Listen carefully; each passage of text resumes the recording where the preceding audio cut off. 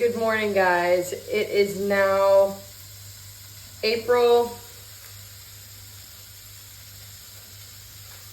21st. I have not been recording. I'm sorry. I have a video for you guys though. It's couples Q and A. My husband, he has to go do something this week, so I was trying to spend time with him before he went. So yeah, here's a couples Q and A and just a day in my life, and I promise you videos will be back to normal now. So I'll see you guys later.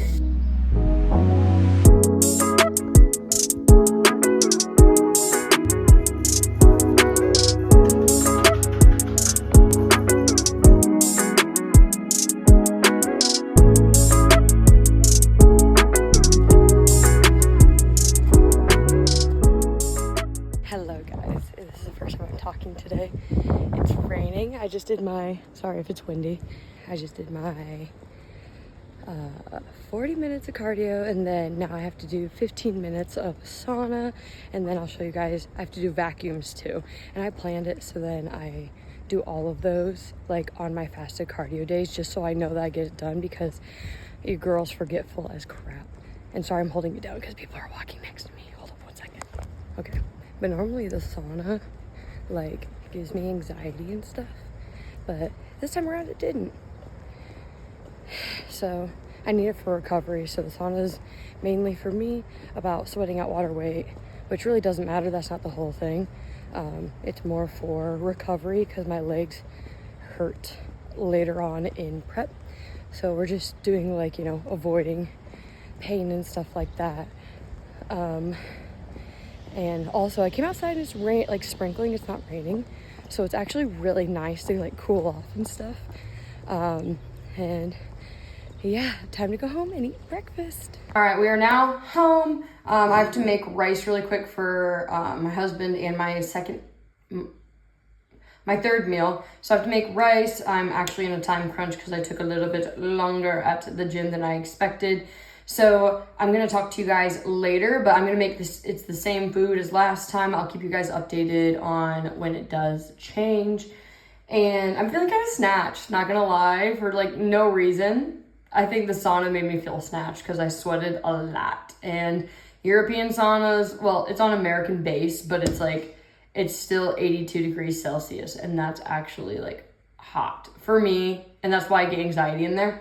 But I'm gonna do dishes, I'm gonna cook the rice, I'm gonna eat my food, which is my chicken, egg whites, oatmeal, and spinach. And then I have to drop some food off to Bradley, and then I have to go to work. And we have to hit legs later today. I probably won't record that because I really need to lock in on quads, because quad day is not my favorite day. I don't wanna say I hate it, but I really don't like it. So yeah, I'll see you guys later. Hey guys, sorry for the lighting, but it's raining outside, and I wanted this video with better lighting, but you know, whatever, shit happens.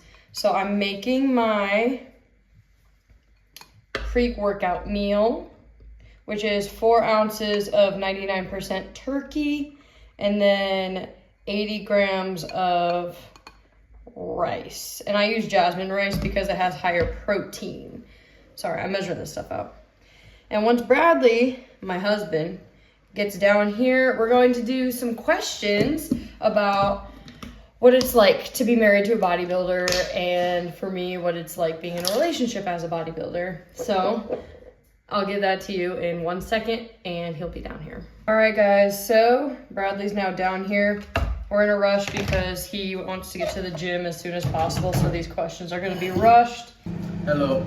Question 1, what surprised you the most about being married to a bodybuilder? I think nothing really surprised me. Question 2, how does their strict diet affect your meals and social life? It can depend on if you go out. Me and Rachel aren't really drinkers, so it doesn't really affect our day-to-day that much because we've kind of been doing it for a while. But you probably won't be going out and drinking every single weekend. Which will in turn affect your social life if that's how you socialize. And then, I mean, you just got to get more creative with like date nights. You can't go out to eat at restaurants. So. Well, later on when I'm deeper in prep, when I don't really want to do anything. That's fine. I mean, if you're a homebody, it's really not going to affect you. If you like going out constantly, I still feel like it won't really affect you. As long as you're going to the gym with them, you'll be tired too. What do we do for dates? Movie night. We go to the movies once every weekend. That's our solution. And since I'm not on prep, I get a cheat meal. So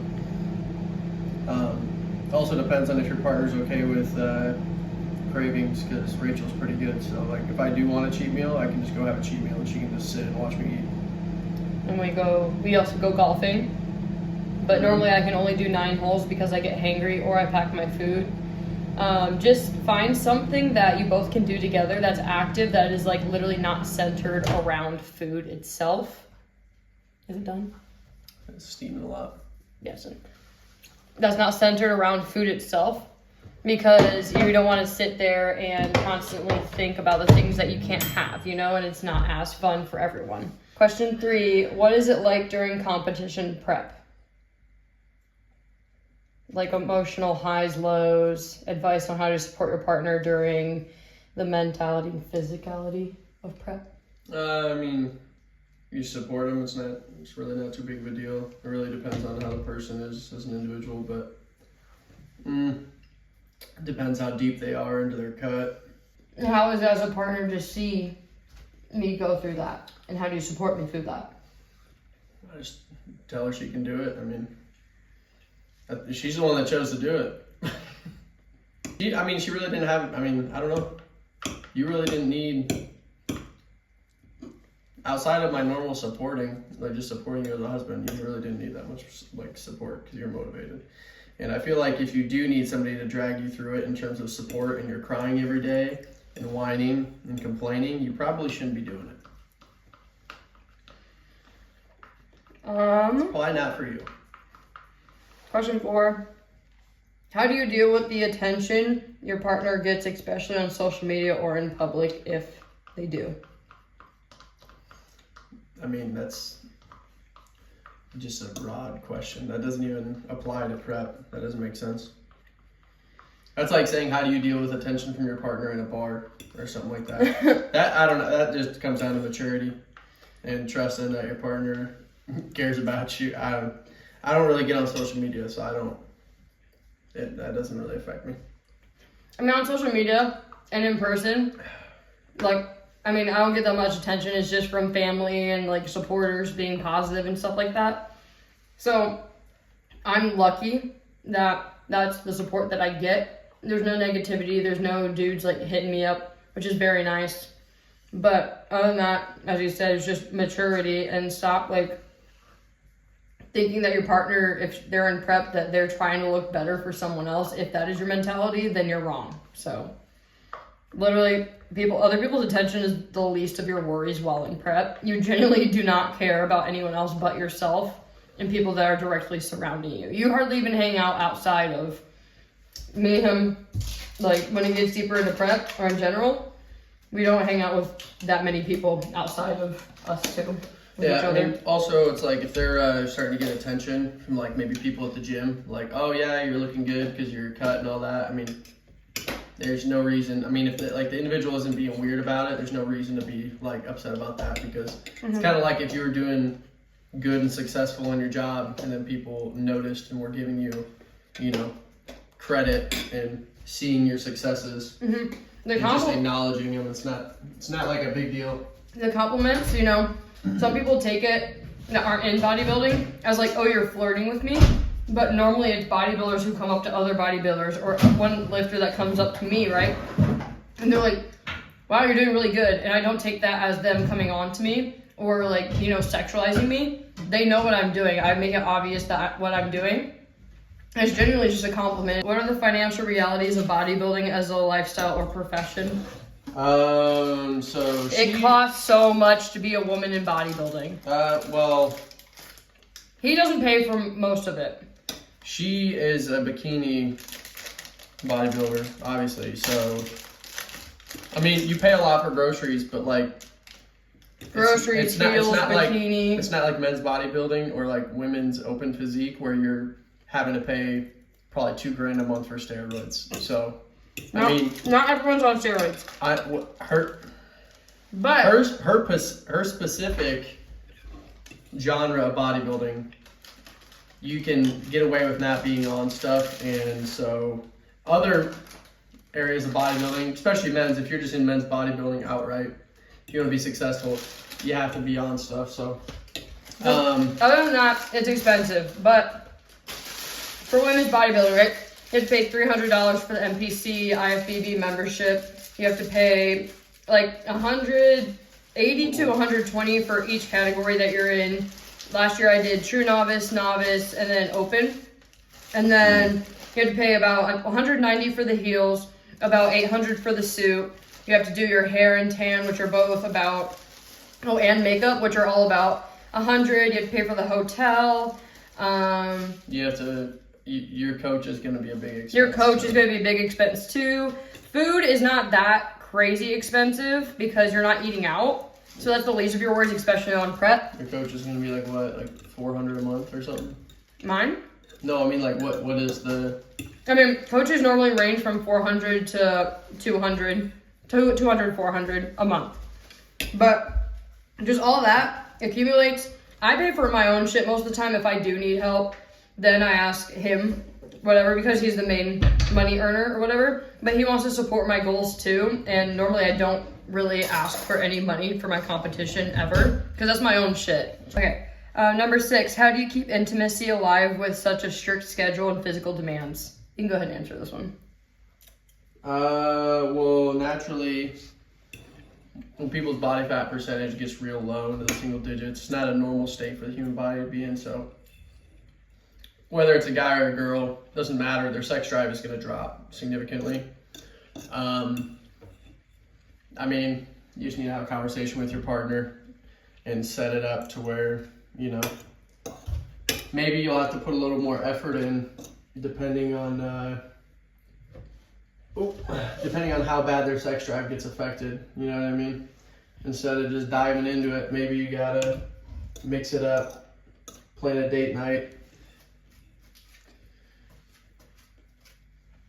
What I was getting to is just to be open. So at the end of my prep, I got so tired, and my whole day just revolved around eating because I was starving. Cardio in the morning, 50 minutes, cardio at night, 50 minutes on top of my workout. I was starving, tired, all that stuff. So sex drive dies down. But you have to communicate that with your partner, right? At one point, I was telling him that I love him and everything, but at one point I just wasn't feeling emotions like a normal person. It was just like routine, and I didn't feel happy, I didn't feel sad. It was just kind of numb, if that makes sense, because I was so hungry and stuff like that. I'm not saying everyone goes through that, but if you do, like me, just communicate, and your partner should be understanding. And sometimes if the time does come around, sometimes you just gotta put effort in too. It's not all about you too. So just stop being a baby. Oh, and also with that, just remember that energy is going to be that low, maybe just for a month, and you can go without intimacy like that for a month. It's more emotional intimacy, sitting with each other on the couch. Once you get to that point of not really having a lot of energy, just sitting together filled my cup. And for him, I mean, he's an introvert anyway, so just sitting with me and being in the same room as me was good enough for him, right? You just gotta be understanding. It's a month to 2 months of your time. If you can't go that long, if they're really struggling and you can't go that long without being selfish about it, you gotta probably think about the other person a little more. Then just because you have sexual urges doesn't mean that Or just because they don't have sexual urges doesn't mean that they don't find you attractive. Yeah. Number 7, what's your role in their fitness journey? So what's your role in my fitness journey? What do you think? I'm her husband, so if she has a mental breakdown, I have to deal with it. And he always goes to the gym whenever I need him to. If I need him to like make me a meal or something like that, he'll do it whenever he can. He always knows that I'm going to be accountable for my own actions, so he doesn't have to worry about that situation. But if I mess up, he's the first person to know. And yeah, I might have a meltdown after that. Or if I'm too tired, just be there and just be listening. Don't try to relate, because unless you go through a prep, you can't relate to the situation, no matter what anyone says. I'll say as the bodybuilder, I feel like also if you can't have enough self-discipline between yourself and your coach that you're going to be paying a significant amount of money for, if that's not enough reassurance and motivation to keep you from, falling off the wagon, then you probably, once again, shouldn't be doing it. How has bodybuilding changed your relationship over time? Yeah.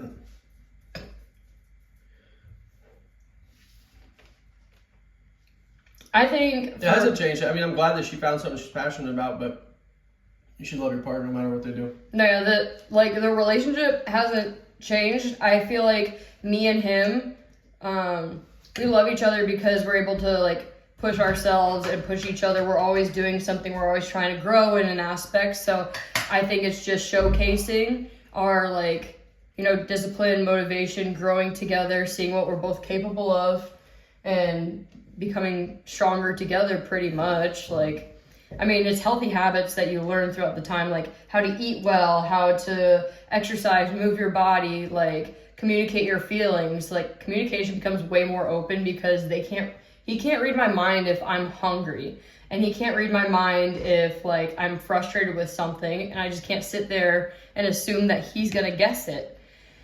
So, I don't think it's changed it.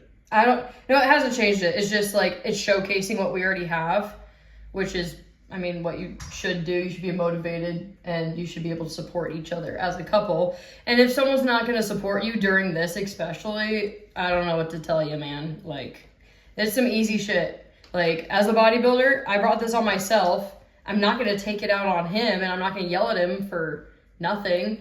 And then, as my spouse, if I'm crying, he's going to give me a fucking hug, or he's going to tell me he loves me and reassure me that I'm pretty and stuff.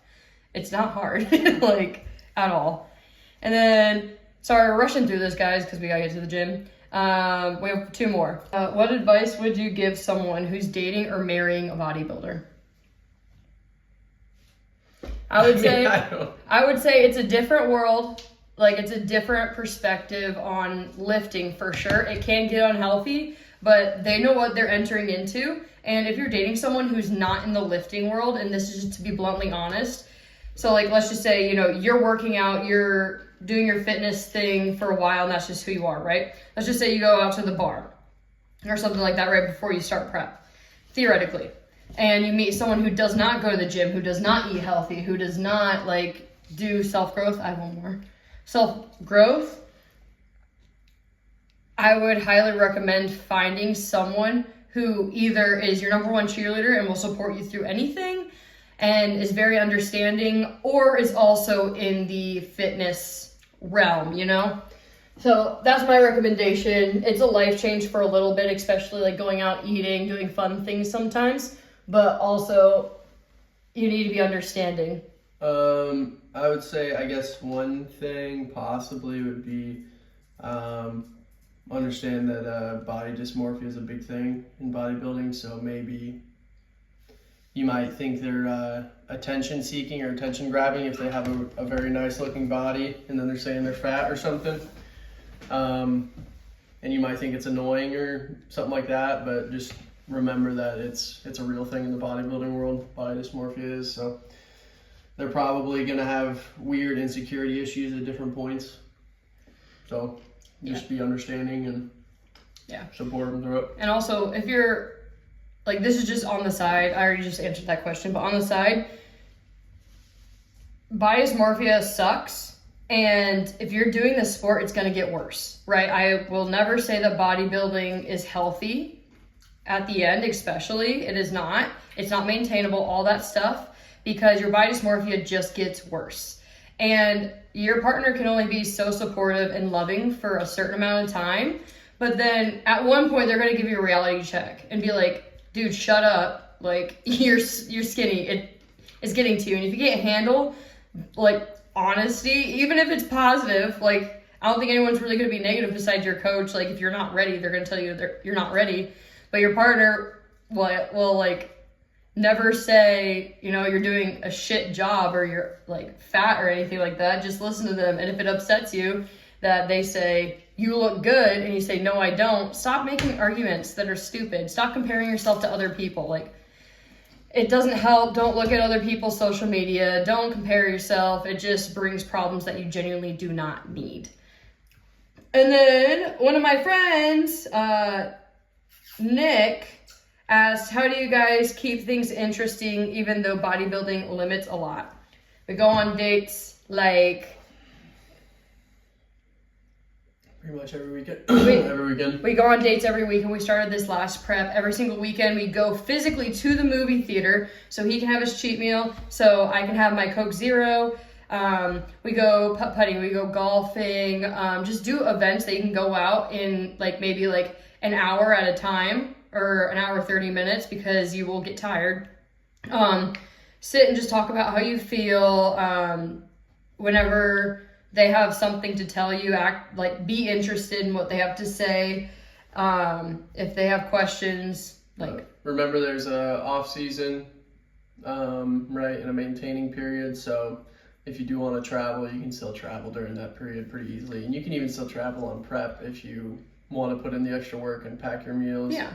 And never feel bad to eat your meals in front of them. Like, if you're out on a cheat meal or you say, hey, I want to go on a date, normally as a person in prep, you should be able to sit there and you can drink your water, you can drink your Coke Zero and still have a good time and like talk and have quality time. Like, just have an open flow of communication.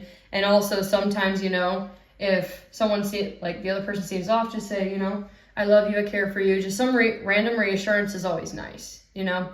Or it's like, if they're showing you their check-in pictures, then be interested, act interested in what they're doing because it's consuming most of their life.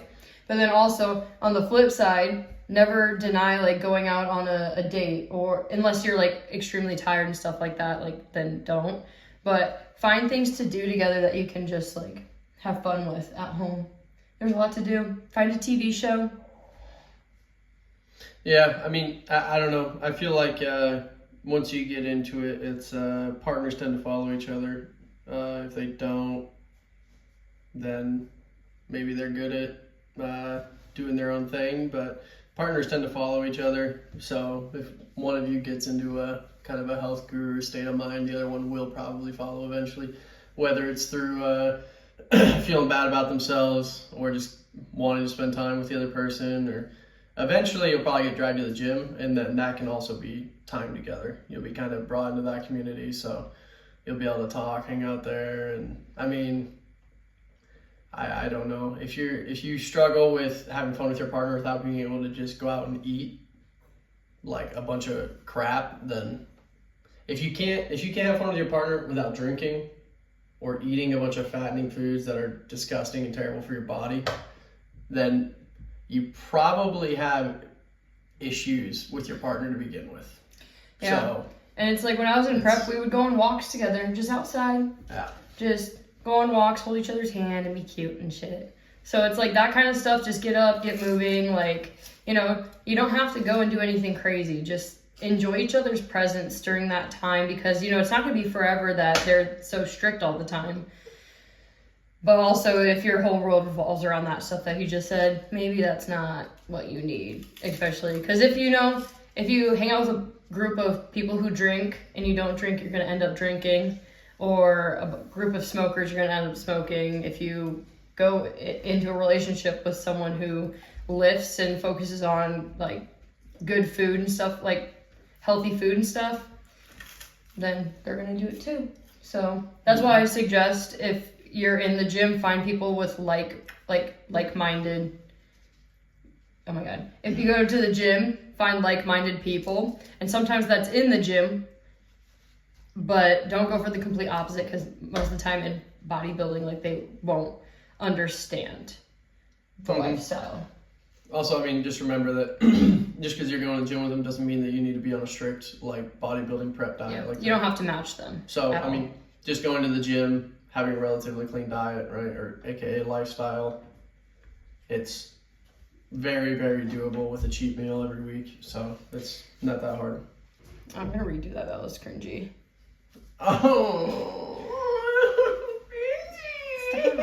So that's it for the YouTube video. Thank you for listening and watching. We appreciate the questions. And yeah, we're gonna go hit pull day, I think. And I will see you guys next time. Say bye, bye,